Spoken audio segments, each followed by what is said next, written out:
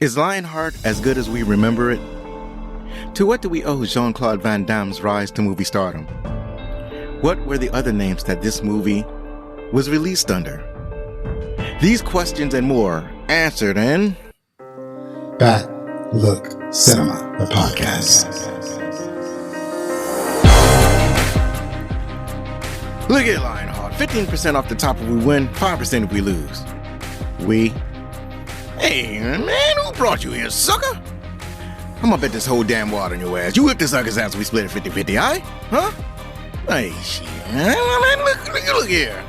Hey, we partners, man. Huh? Yeah, don't either one of us ever forget that. Hi, my name is Zoe. It's spelled Z-O or Z to the O for those of you outside of the U.S. Welcome back, friends. This is the 184th episode of Backlook Cinema, the podcast, where we take a look back at the movies of yesteryear, especially the movies of the latter half of the last millennia. You can smell the nostalgia.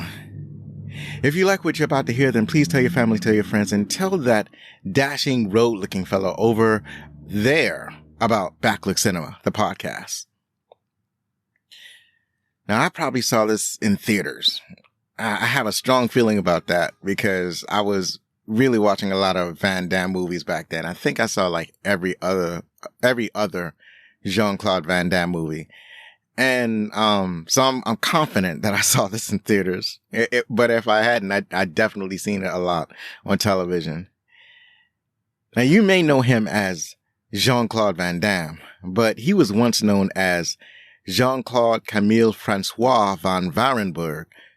He was born on October 18th, 1960, and raised in Brussels, Belgium, giving him the moniker the Muscles from Brussels.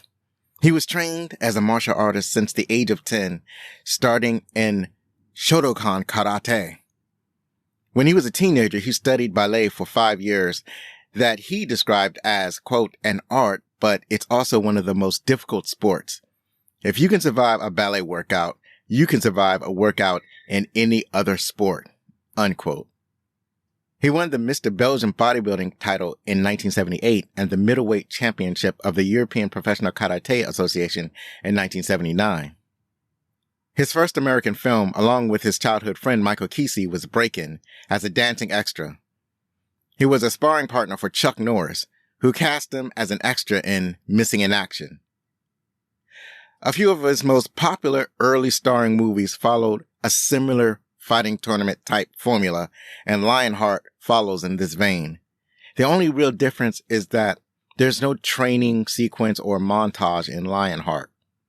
He continued his career in action and martial arts movies.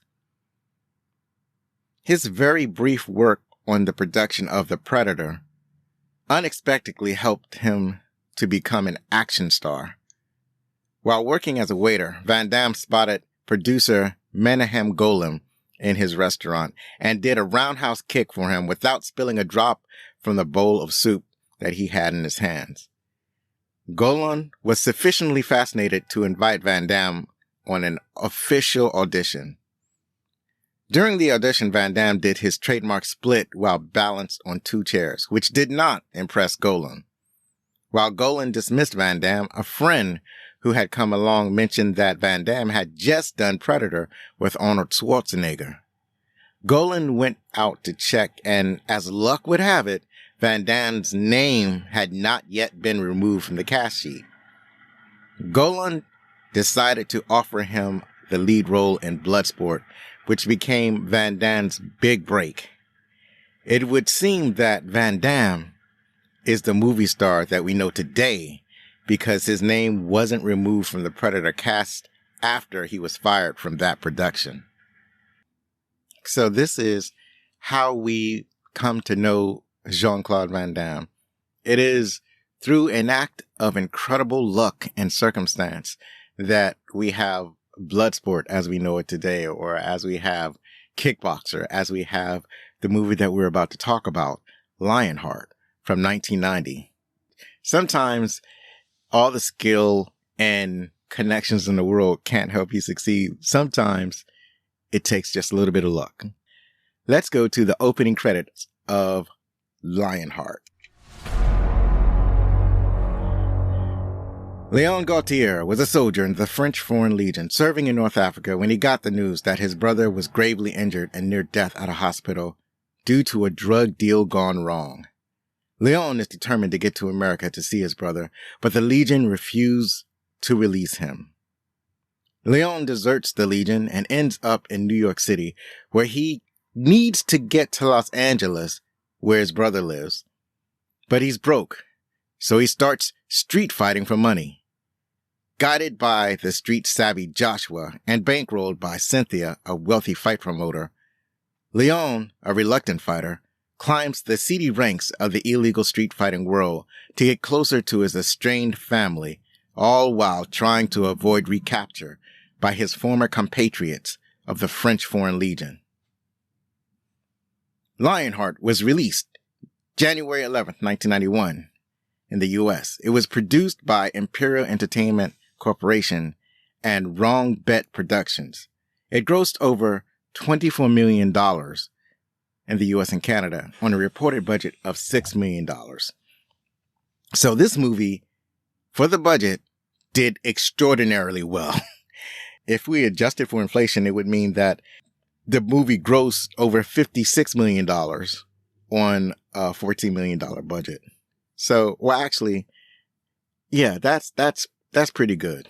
So, it made a decent profit. It's not a blockbuster, the type of blockbuster that you would get from a tentpole movie, but it did very decent.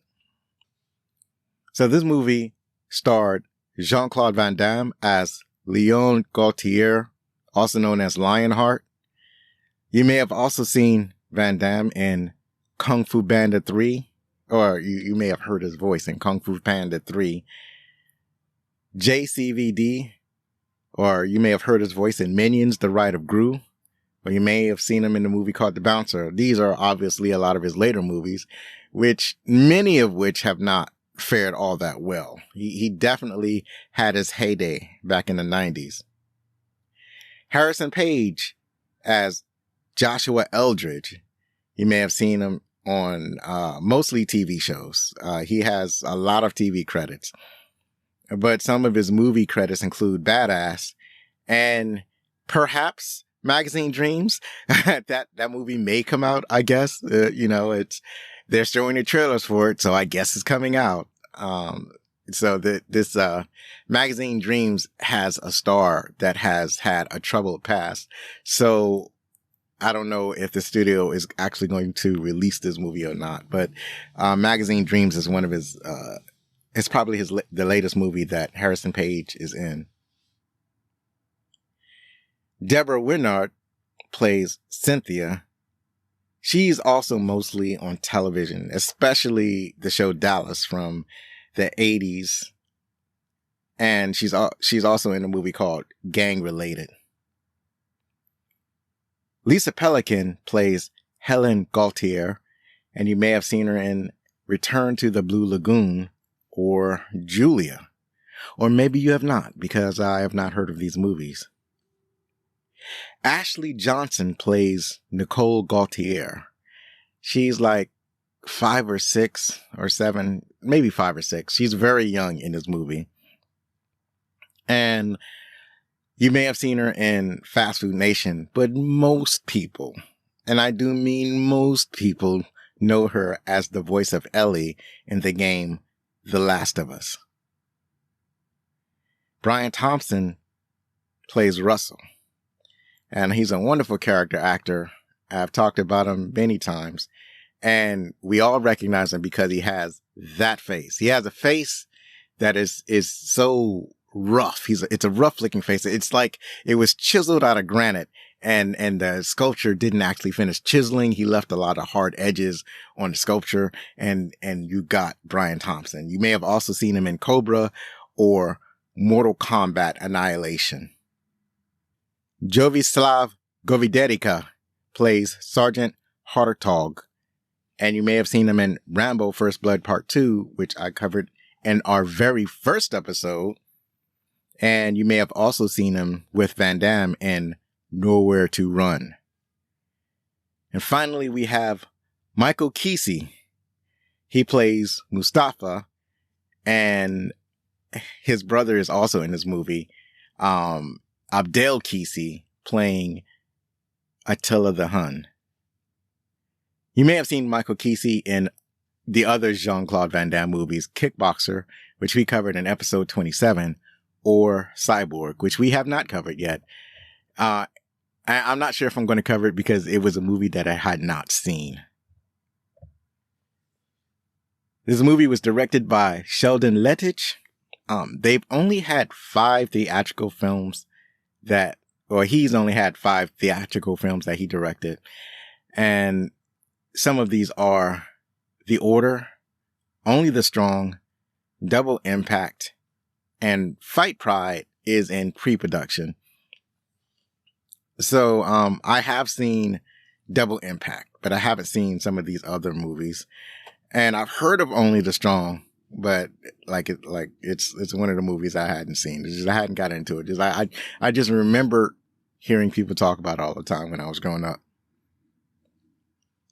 This movie was written by Stephanie Warren, Jean-Claude Van Damme, and again, Sheldon Lettich. So Warren has written some TV, but her only other film is Angel Town. Van Damme he actually wrote more of his movies than I realized. That is not many, but he is credited in a lot of films as a writer. And he's known for focusing his films on his character. So a very famous incident is in the movie Hard Target, where he and the director, they kind of locked themselves in the editing bay and they took over the editing from the person who was supposed to be editing the film. And this is solely so that they could focus more of the film on Van Damme's character than some of the other characters that were in the movie. Van Damme's reasoning was that people went to the movies to see him and not some of these other people. You may have also seen some of the other movies that he wrote, including Double Impact, The Quest, or Legionnaire. Lettich, he's better known for his writing than his directing. And some of the other movies he wrote were Max, Legionnaire, Only the Strong, Bloodsport, and Ruskies. Obviously, he wrote many of Van Damme's films. They apparently have had a lucrative working relationship. This movie was composed by John Scott, and some of the other movies that he conducted music for were Time of the Wolf, Man on Fire from 1987, Shoot to Kill, King Kong Lives, or Greystoke, The Legend of Tarzan, Lord of the Apes. And that's it for the opening credits. Please check out my shop at backlistcinema.com/shop and the upcoming yet not yet live store Bazaar de Alonso. So now that we've covered the opening credits, let's go over to our favorite parts. So the themes of this movie are, I'm starting to see a pattern with some of these action adventure movies. So with this one, you have the similar themes of family bonds. And in this movie in particular, you have forgiveness and redemption. And then there's also some trust and loyalty themes. So with forgiveness is because the main character, that would be Leon, his whole purpose is to get back home to his family. He's not fighting because he likes to fight. The only reason that he's fighting is because he is in America illegally. He didn't have a passport. He's a deserter from the French Foreign Legion. And all of this is just to get back to his family. And when he gets back, his sister-in-law basically rejects him because, he wasn't there. She blames him for the things that her husband did. And so she is, kind of rejecting any help that Leon can offer. And so from her, he wants forgiveness, and he wants to redeem himself in the eyes of his family. Like, he doesn't want to take the blame for what his brother did, because, you know, his brother's a grown up. His brother makes his own decision. There was an incident where he had taken the blame for something that his brother did, and she blames Leon for doing that because it allowed his brother to further engage in illegal activity, like, do more drug deals, get more involved with drugs because he was free to do it instead of going to jail. I guess that's her rationale. So she irrationally blames Leon for all the trouble that her grown man husband had, all the trouble that he had gotten into. And so even though Leon doesn't really see it as his fault for the things that his brother's gotten into, he still seeks some form of forgiveness and redemption to his family. And he's working towards that redemption. And on a trust and loyalty front, it's like in order to get into the illegal fight game or the illegal fight arena, he has to basically make some attachments to people who know how to navigate that world. So he has to trust. I described him as the street savvy Joshua, and so he has to trust Joshua that Joshua will have his best interests at heart, and he also has to trust Cynthia, even though Cynthia is like they both seem shady, but of the two, Cynthia is the shadiest. But he's desperate enough to get home to his family where he trusts, he puts some trust into them and to helping him get home from New York to California. And then while he's in California, he continues to fight to earn money for his sister-in-law and his niece because they're in financial straits. Like they live in a bad neighborhood. They're barely getting by on Cynthia's one job, on her income. So he wants to fight for money in order to earn money to help her financially. As he continues to fight, Joshua earns his trust. It's like he now explicitly trusts Joshua. He still doesn't all the way trust Cynthia, but he fully trusts Joshua. And then there actually comes a point where Joshua loses faith in the Lionheart. And so Joshua, because Joshua loses faith in Lionheart, he bets against Lionheart in his last fight. And Leon, having a Lionheart, actually wins this last fight. The lesson being, Joshua should have trusted Leon to finish the fight. Or he should have had faith that Leon would win the fight. And because he didn't have faith in Leon, because he didn't trust Leon to do what he was supposed to do, he had lost all the money that they had earned from his previous fights because he bet against Leon instead of betting on Leon. But good thing that Leon won the fight, because he still won. It was supposed to be 15% of the earnings, and the earnings for that particular fight were in the millions of dollars. So they don't say explicitly how much that the winner of the fight was supposed to get, but we presume that it's in the hundreds of thousands of dollars. So I confess that I don't have a whole bunch of like really notable parts that I absolutely love about this film. As it turns out, I don't think it holds up as much as it did when I first saw it. I mean, I still like the film, but I'm not like head over heels over it. I'm not as in love with it as I used to be. But there are still some very notable parts about the film that I enjoyed on this rewatch. So I liked a lot of the fight choreography, a lot of the fight scenes. I think some of the better fight scenes were earlier in the film. So there's a part where Leon is still in the French Foreign Legion. He finds out about his brother. He finds out late about his brother because the command or the unit that he's in has a commander that doesn't he doesn't let information from the outside world get to his soldiers, or at least not. He doesn't let the information get to his soldiers in a timely manner. So by the time that Leon learns about the condition of his brother, it had already been weeks and that his brother has been in a hospital.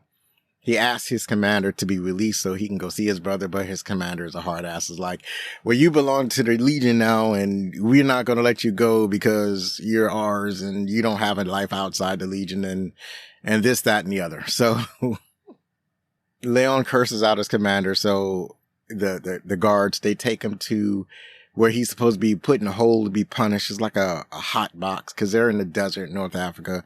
So they're going to put him in a box in a hole in the ground for, I don't know how many hours or days. So basically he can suffer and then be put back to work. And on his way to the box, he has an opportunity, he gets into the fight with the guards. He fights them off and he gets in a Jeep and escapes. And that fight where he's escaping from his guards, that was a really good fight. I think that was probably the best and most exciting fight in the film because he's fighting against multiple opponents. He's doing his Jean-Claude, his Jean-Claudiness. He's doing that in his fights because the other fights are, one-on-one combat and they're not as interesting as when he's taking on multiple opponents. And they tend to be, and a lot of the times these fights aren't as interesting than a fight where there are, like maybe there's 2-on-2 or 2-on-3 or something like that. So it was a good fight, but I mean, those were good fights, but they weren't great fights. So this was a better fight. I like this fight and, it's one of the best one. It portends to more similar fights later on in the film, but a lot for the most part, these fights don't materialize. So he gets on he finds his way to some kind of working boat. I'm not sure if it's a fishing boat or a shipping boat, but he finds himself on let's call it a shipping boat just for, it's like a small, it looks like a small fishing boat, but they're going from North Africa to America. So I don't know why a fishing boat would need to go from North Africa to America. Or maybe it's some kind of, a type of shipping boat where they have small containers. I don't know. Anyway, he finds himself on, as a crew on a workboat and, he actually has to escape from that boat and he escapes to New York City.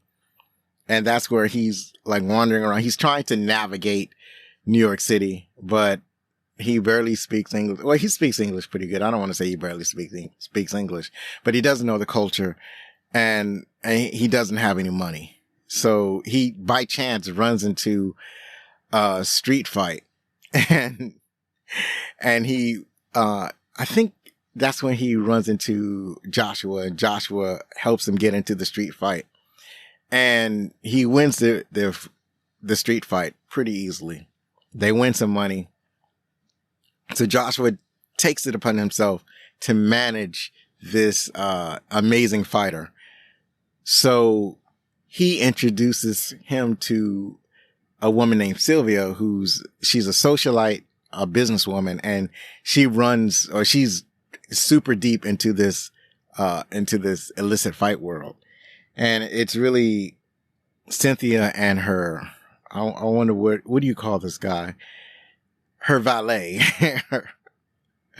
It's like her valet, her bodyguard, and her driver. And that's Brian Thompson.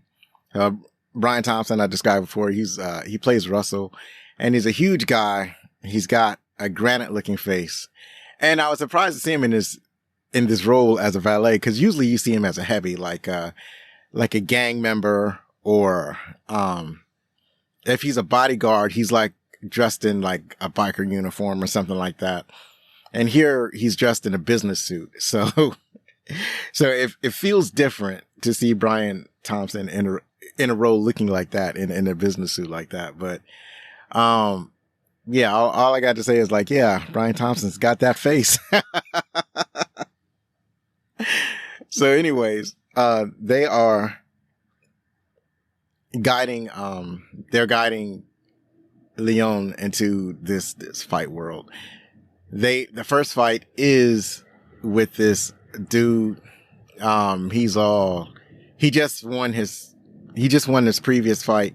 And so Leon is up next to challenge him. And in this fight, you know, he's all bravado. He's like, I can't wait to kick your ass. And I don't know if he says something like, I don't know if I want to fight you or fuck you because you look so pretty, you know, all this.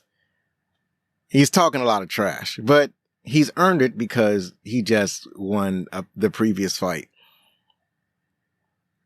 So Leon, he's all cautious, is, you know, getting to his fighting stance, walking in a circle. And then the opponent, his name is Sonny, by the way. Sonny throws a kick. Leon catches it, kneels down and punches him in the balls. And Sonny goes down, and he's down, like he's down for the count. They tell him to get back up and he doesn't want to get up. And that's it. And Sonny's down, and he was supposed to be the baddest, but he was easily defeated. That was a pretty good fight. Not my favorite fight, but it was up there as a pretty good fight. Well, let me amend it. Let me put it this way. It was one of my favorite fights. Like, my favorite fight overall was the very first fight, but this is definitely one of my favorite because of the comedic element of Jean-Claude punching the other fighter in the balls, and then the other fighter going down and not wanting to get up. After all of that bravado, that I do remember how funny that was. So another one of my favorite parts of the movie is particularly on Harrison Page as Joshua Eldridge. As Joshua is this jive talking dude in the movie. He there's a lot of grunting and groaning in his dialogue. So it's just amazing how he carries himself, how he talks. He walks with a limp. He's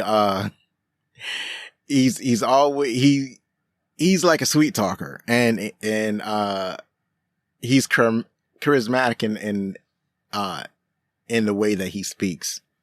He leads with what he says, and he carries through on the things that he says.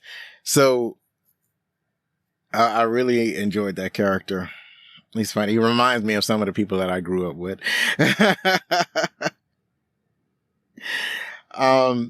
So yeah, I think that Harrison Page really carries the film a lot because Jean-Claude's performance, he's trying to play the stoic in his movie.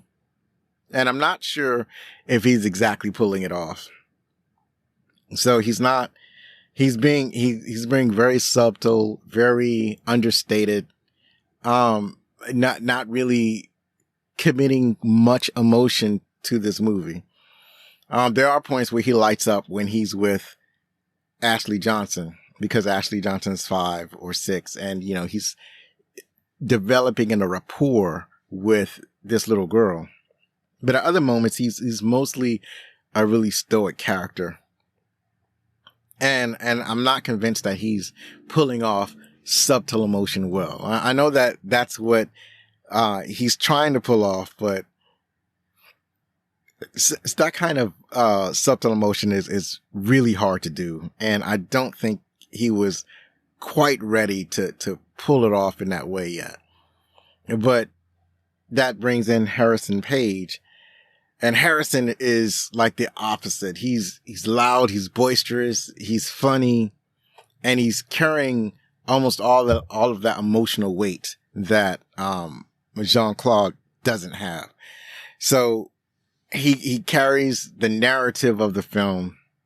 He engages with the audience watching the film just by his antics, and he's just a fun character to watch. So he was he makes the film a lot more watchable.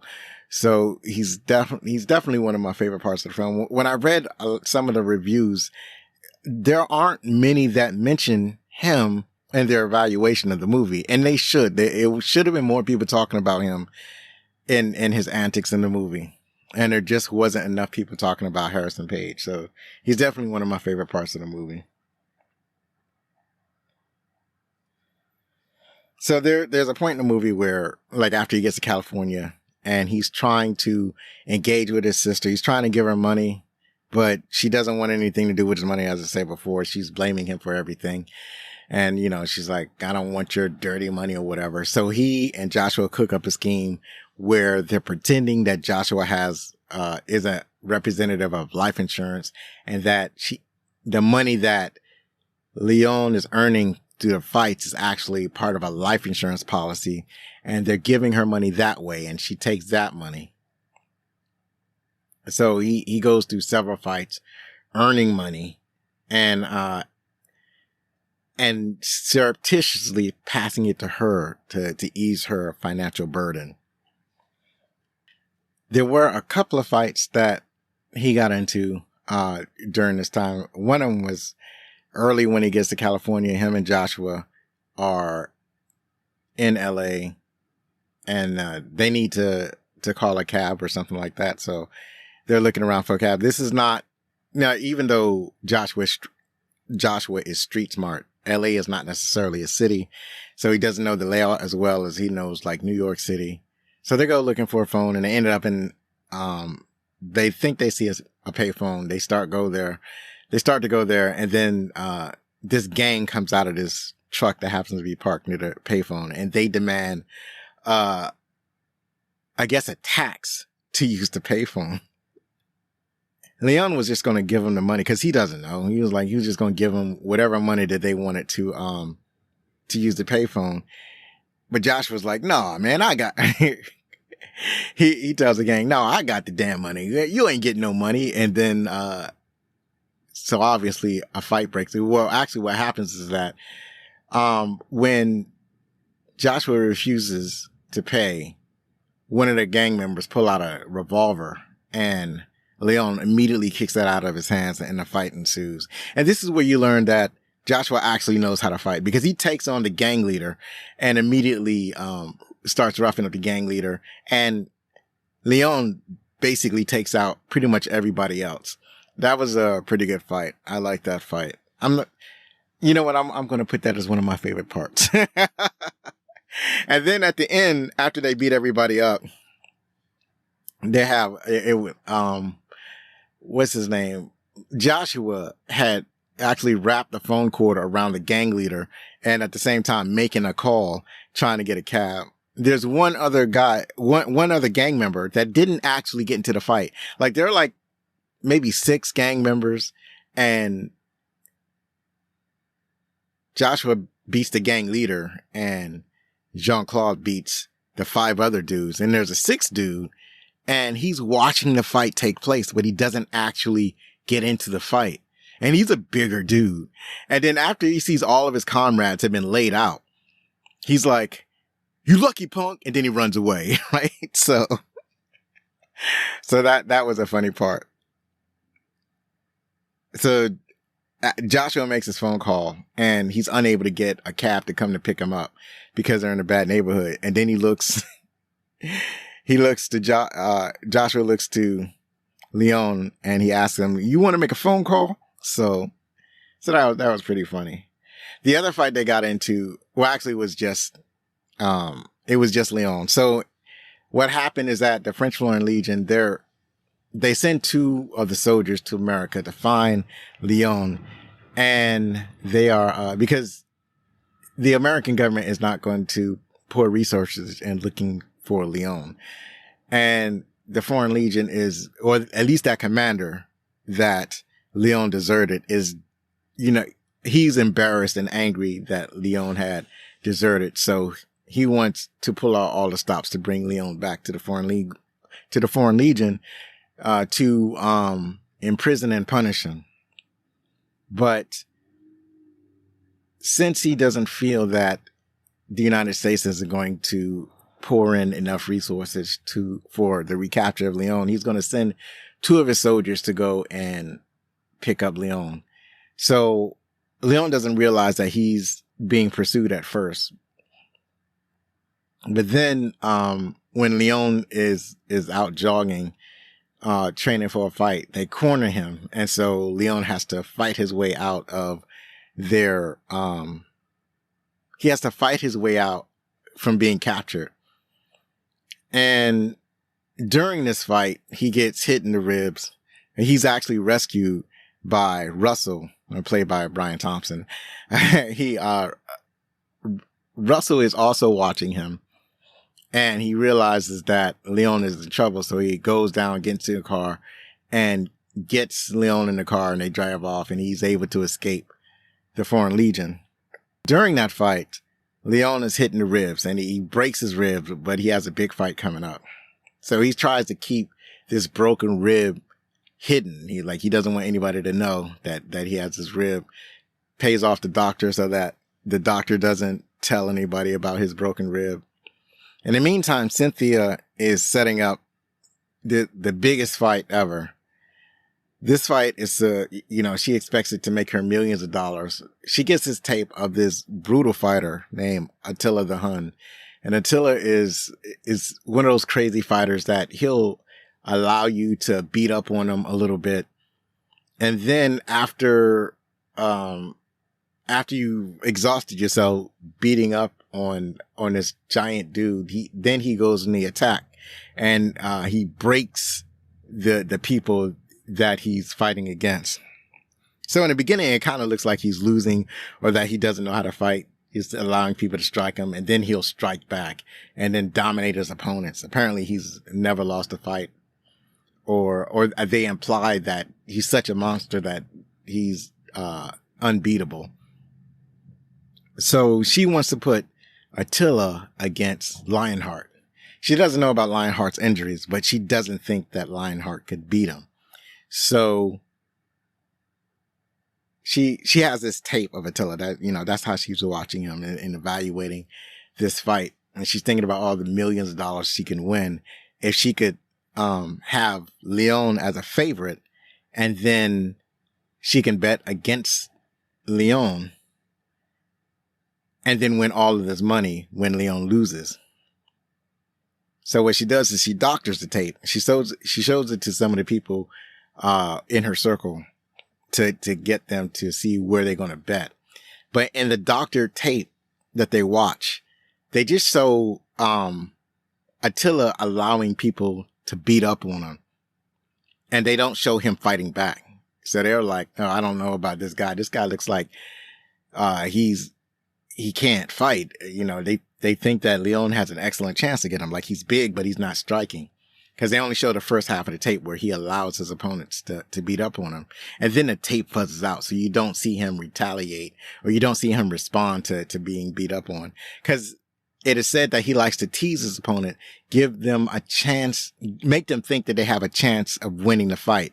And then he'll become an aggressor and turn the tables and win his fights that way. He loves to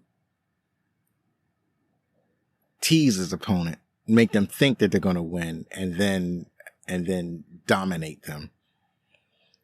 So she commits this ruse, gets the people to think that Leon has a chance of winning. And then, obviously everybody bets they put their money on Leon, and they bet against Attila. So during the training for the fight, it's the day of the fight. Leon is warming up. At this point, Leon and Joshua had dropped their subterfuge about the insurance company. They tell everything to, because the French Foreign Legion is after Leon, Joshua and Leon tell his sister, all the things that's going on. And then they don't think that she's safe, so they want to move her out of her house and basically at least temporarily move her and her daughter with them so they could, they could look after them and whatnot. And at the same time, Cynthia she finds and meets up with the two agents, the two soldiers from the Foreign Legion, and she makes a deal with them that after Leon fights this fight, then she will make sure that he goes into the custody of the Foreign Legion. So they make this deal with Cynthia. So Cynthia's fully flipping on Leon the Lionheart. So when it comes to the fight, well, actually, as I was mentioning the warm up to the fight, Joshua comes in. He's like, he's joking around with, he's joking around with Leon, and he throws a couple of, light punches to Leon, and he catches Leon on his cracked rib. And it's like, he's not trying to hit Leon hard. He's basically tapping him. So he taps Leon in the side, and Leon almost crumples down. And he realizes that Leon is seriously hurt. It's like, you can't go out there like this. It's like, why did you hide this from us? You're going to lose. And in real life, if this was a real life story, he definitely would have lost. It's like, you can't go out there in a cracked rib into a boxing match or any kind of fighting match and expect to win. But he goes out there. He thinks he's going to win. He's like determined he's going to win. He's like, you got to trust me. I'm going to win. I want you to take all of our money and I want you to bet it on me. I'm going to win. And Joshua looks at Leon and he's like, there's no way you're going to win. You got a cracked rib. I just barely touched you in your rib and you crumpling. There's like no way you're going to win. So the fight happens. And everything that, that Attila does is like his basic tactic. He's a big dude. He's 7 feet tall. He's like gigantic. And like, he's tall and he's like thick. He's like a thick dude. So Leon is like wailing on him. It's like kicking him and hitting him and kicking him and hitting him. And, he's surprising Attila, but Attila doesn't try to strike back. And then, because that's his thing. He likes to make people think that that his opponent has a chance. And then he starts striking back. And then he finds that Leon has a weak spot. He finds the broken rib. Like his side actually starts bleeding. So he starts to concentrate a lot of his attacks on his broken ribs. And you have Joshua, he's losing his mind. And he's like, he's trying to get Leon to give up. He's like, he's going to kill you, Leon. He's going to kill you. You gotta stop. Cause he is a street fight. He doesn't he can't stop the fight like a boxing coach can. But Leon doesn't want to give up. And a miracle of all miracles, he's able to, actually at one point, they're on he's like at one point when Leon is on the ground, Joshua gets on the ground with him and he's like, you have to understand, you just let him win. Just lay down. Just don't get up. Just lay down. I put all the money on Attila. Just lay down.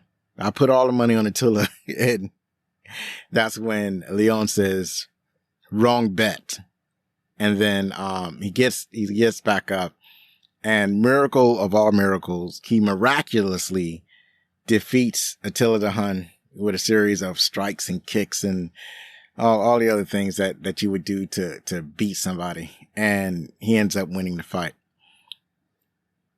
And in the process of kicking around Attila, he kicks Russell in the crowd, just for good measure. Because like when he walks into the arena, he sees the soldiers from the French Foreign Legion as the two guys. He sees the two guys sitting there in the audience and he realized that he's been double crossed. He's been set up and he knows it's all a setup. He knows that it's all a fix and it's a fix for him to lose.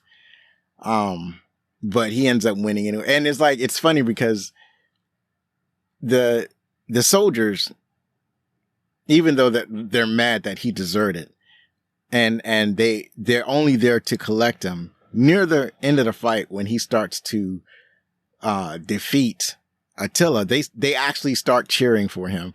And like the rest of the crowd is obviously cheering for him because they bet on him. But the other two guys, they saw the tape. And so they think that Attila's going to win. So they actually bet on Attila. But near the end of the fight, when Leon is winning the fight, they actually start cheering for him because they still have that esprit de corps. This is their guy. This is their guy in this fight. And they're really cheering for the Legion as much as they're cheering for Leon. They're cheering for Leon to win because he's one of them. So at the end of the fight, even though Leon won, he's basically a crumbled mess. And so he's gathered up by the two soldiers and they take him into custody. And they allow him to say goodbye to his family first. And it's a tearful goodbye. It's poorly shot. It's a poorly shot goodbye because there are some shots where specifically Ashley Johnson is crying. And then there are some shots where she's not crying at all. Right. So she's not crying and she hasn't been crying. And they kind of edited these two shots together like it's the same scene. And it's just really poorly constructed. I'm not blaming Ashley Johnson at all. She did what she was supposed to do. It was the editor and the director that had kind of botched this up. But otherwise, they say their goodbyes and then the soldiers pick up the soldiers pick up Leon again. They start driving off. And then while they're a quarter mile after they pick him up, they let him out of the car. They're releasing him. They're letting him go. They're going to let him go and be with his family. So he starts running back and the movie ends in a happy ending. So that was Lionheart. It was, like I said, it was pretty decent. Not as impactful that it was when I saw the film back in the early 90s. And, it's not as, impactful as some of the other films that I've talked about in this program, but it was still enjoyable. It was as I said about, there was another movie that I talked about. It was, a Denzel Washington movie. It was Denzel Washington and Russell Crowe. I can't remember the name right now, but, like that movie, this movie is a perfectly serviceable action movie. It's perfectly serviceable. It's pretty good on a Sunday afternoon. You can flick it on and then, while you're doing dishes or whatever, and you can watch it, or you're organizing your CD collection and you're watching the movie. It's perfectly serviceable in that way. And I do have some fond memories of watching this movie, but as I said, it doesn't have the impact that I was hoping for when I watched it on this rewatch. So that's it for our favorite parts of the movie. Now let's go over to the trivia top 10. Now the funny thing about this movie is that it doesn't have a lot of interesting trivia. It's weird that it is bereft of anything that's truly interesting.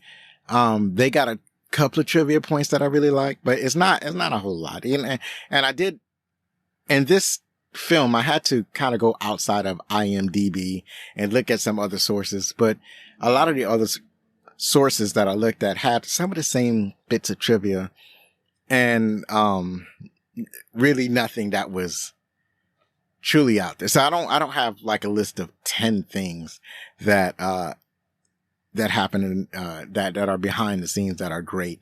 I have like 4 things. So here's a top 4 trivia from Lionheart. This film was released under one of 5 titles, depending on the country it was released in. It was released under the names Lionheart, Full Contact, AWOL, Absent Without Leave, Wrong Bet, and Leon. The film was independently funded, so it was sold to various distributors throughout the world. It is therefore assumed that they just picked the title that had the most impact on their respective territories. Leon Lionheart Gaultier, Jean-Claude Van Damme, fought a total of 6 booked street fighters, and they are 1. The New York Monster, played by James Brewster Thompson. 2. Sonny in the Parking Garage, played by Jeff Langton. 3. Pool Fighter, played by Paco Christian Paretio. 4. Racquetball Fighter, Magic Swartz. 5. Scottish Fighter, Stuart F. Wilson. And 6. The aforementioned Attila the Hun, played by Abdel Kesey. Brother of, the next trivia point, Michael Kesey. Michael Kesey and Van Damme were childhood friends, and they played in some of the same films. Kesey played the final boss in Kickboxer, and his brother that I've just mentioned, Abdel Kesey, played the final boss, Attila, in this movie. The last bit of trivia is that, and this is something that I kind of put together myself, what I really noticed about this movie is that Van Damme never wears the outfit that appears on the American movie poster in this movie. In the poster, he's wearing a black tank top and fitted blue jeans, like tight fitting blue jeans. But in the movie, he's mostly wearing a loose denim button-up shirt with a collar and very loose fitting blue jeans. So not like on the movie poster. So that's it for the trivia, as little as it was. And now we're going to see what the critics thought. The critics have it at 39%. The audience score is 52% on Rotten Tomatoes. On IMDb reviews, it's at 6.2 out of 10. So there's a weird kind of consistency there. It's weird that IMDb has it a little bit higher than Rotten Tomatoes audience score. And the critics did not like this at all. So you have Ed Travis from Synapse. He wrote, Lionheart is a fantastic piece of entertainment, and Van Damme himself gives a charismatic performance, proving he's not only got the goods for martial arts action, but can also hold his own with drama. I think this is a overstatement. Like he's better than a lot of other action movie types, but he's not. You can't put him on par with a person who makes his bread and butter as a dramatic actor. I think that's really overstating what Van Damme is capable of. Michael Wilmington from the Los Angeles Times wrote, Van Damme gawps blankly as if trying to remember the simplest lines is a particularly tricky task. And I will say that this is a fair assessment. I can see somebody looking at Van Damme's acting choices and coming to coming to the conclusion that it's not giving. Andrew L. Urban from Urban Cineval wrote, accompanied by an occasional jazzy score, the film has a solid dramatic base on which to build the Jean-Claude Van Damme action. I feel like that's a fair assessment. And then, at last, we have Chris Hicks from Deseret News, Salt Lake City. He wrote, the fight scenes, which were all Van Damme fans cared about anyway, are pumped up by swift edits which repeat snippets over and over. So it's the MTV equivalent of boxing and punched up volume control that adds bangs, pows, and zonks wherever possible. So I take umbrage with saying that we only care about the fight scenes. I mean, we do care deeply about the fight scenes. We want the fight scene to be good, but we also want a good story. Like if you look at a lot of Van Damme films, a lot of Van Damme films are not super awesome. They're just not. And, or they're not highly rated because we care more about the action. Like one of the things that made Van Damme popular was that he does have, he does seem to care about the acting a little bit. Like I kind of wish that he had studied acting more and really got more into the craft of acting. And I don't think he ever managed to do that. He's really thinking about his own abilities and thinking that what he knows about acting is enough. But I think that if he really took the acting side of it more seriously, he could have really elevated himself far above what he was doing at the time. But I don't think he ever really did that. But I think we care about Van Damme is because we do feel that he does more than just the action parts. We do think that there's a lot of charm and charisma that Van Damme brings to the screen. And some of his stories are very interesting. So I think there's more to Van Damme than just the fighting. So it's not all we care about. So I think that's a bit of an overstatement. So that's it with the critics. Finally, Lionheart is, as of this recording, available on Amazon Prime. Now that we've had a film to whet our martial arts appetite, let's move on to the main course with a film that I hadn't yet seen in ages, and I have no idea if it's going to hold up. I don't know. I remember loving it back in the day, so join me next episode to see if it still holds up. And that film is American Ninja. You can follow us on Blue Sky, Threads, TikTok, Instagram, and sometimes Twitter. Please contact us with any questions, comments, or suggestions at fanmail@backlickcinema.com. Please rate and review on your favorite podcast app. And if you're listening on YouTube, please like or subscribe or leave a comment below. I'd love to hear from you. One last time, if you like this show, then please help us grow by spreading the word about Backlick Cinema, the podcast. Believe me, it matters. I've been Zoe Richardson. Be safe, share a movie from yesterday with your family, hug your loved ones, and if you're going to be anything, be outstanding.